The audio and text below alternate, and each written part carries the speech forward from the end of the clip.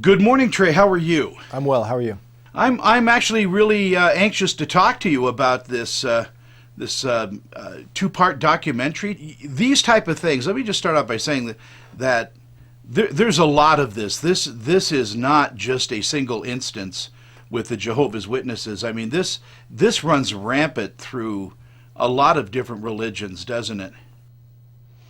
It does, and I think that the distinction that should be made is that religious and non-religious institutions need to be held accountable for how they protect kids or fail to protect kids. In this case, we're looking at Jehovah's Witnesses, but I think that you're exactly right. This is something that can happen in any powerful institution. You know, in watching your procedure in this, in how you as an investigative reporter, are peeling back the layers of instance in this, what struck me was how the Jehovah's Witnesses have kept track and kept records of all of this. Yeah, that's something that stood out to us at the beginning too. There are two kinds of records in particular. One is we have these documented policy memos directing elders not to report child abuse to police, to keep child abuse confidential. And on the other hand, all the records that the organization has collected on known child abusers in their congregations going back decades. They have a database for this, and that's one of the things that's really compelled us in our reporting. What did you unveil? What did you discover that totally shocked you?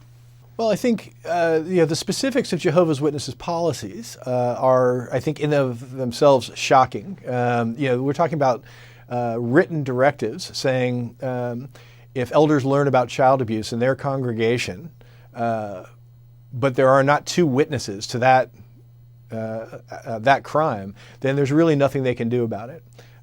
Policies that say, do not avoid getting involved with police and secular authorities, even if they're investigating a crime in your congregation. Don't talk. Those are pretty shocking. But I think at the end of the day, the most shocking thing is there is a database of known child sexual abusers across the country that courts have tried to get from the witnesses. No luck. Law enforcement doesn't seem to be trying very hard, but there is a potential motherlode of criminal evidence on a server somewhere at Jehovah's Witnesses headquarters, and it's secret for now. Yeah, and this documentary does a brilliant job in showing this. There's also a moment where you're on the porch of Kingdom Hall or a house, and these two gentlemen come out and they just talk to you. It was like a really revealing moment that it occurred to me that they don't think they have anything to hide or be accountable for. I think that's right. I think most Jehovah's Witnesses would be totally shocked to learn that the elders in their congregations have been instructed not to call police when they learn about child abuse, but to call headquarters, and that child abuse is meant to be a confidential matter. Those directives are not meant to be shared with your average Jehovah's Witnesses in the congregation. And I think that the guys that I was talking to, I think that you're right. They don't think that they've got anything to hide, but it's questionable whether they actually understand the full scope of Watchtower policies, Jehovah's Witness policies. At what point did you decide to turn this into a documentary? Was that from the get-go? Did you want to do this and share this with the world? No, this started as a text story that we published online. We have a national radio show at the Center for Investigative Reporting called Reveal. We did a radio story about it and did some small TV segments. But you know what? The story just wouldn't go away. The fact is that because the Jehovah's Witnesses leadership has this database that nobody seems to be able to get a hold of, but that we know exists, that's been reason enough for us to keep reporting on this story. The natural evolution is more and more reporting and this documentary.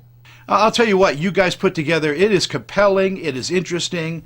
The people that you talk to are tremendously, opening their hearts, are honest about everything that's going on. This this is something people should see. It's premiering Friday on the Oxygen Network, but if they don't catch it, they can certainly stream it after its initial airing, I believe. Yeah, and they can go to oxygen.com or download the Oxygen app and find out everything they need to know to watch the show.